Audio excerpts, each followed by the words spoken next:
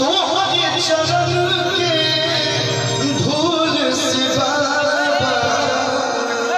प्रत्येक साल के भांति यह साल भी गणेश भगवान की पूजा पूरे भारत वर्ष में धूमधाम से पूरा जोरों शोरों के साथ मनावल जा रहल बा। जी हाँ, ऐसा ही खबर एगो भोजपुरी इंडस्ट्री से निकल के आ रहल बा कि भोजपुरी इंडस्ट्री के बहुत सुंदर अभिनेता व गायक अरविंद अकेला कल्लू जी और एगो अभिनेत्री डिम्पल सिंह जी, जी हाँ, अपना आवास पर यानी मुंबई स्थित अपना आवास पर भगवान गणेश की प्रतिमा रख के काफ़ी ज़्यादा जोरों शोरों से पूजा अर्चना कर रहल बालो। जी हाँ, ई रोड़ा सभे के खबर भोजपुरी स्पीड न्यूज़ के माध्यम से बता रहल बानी।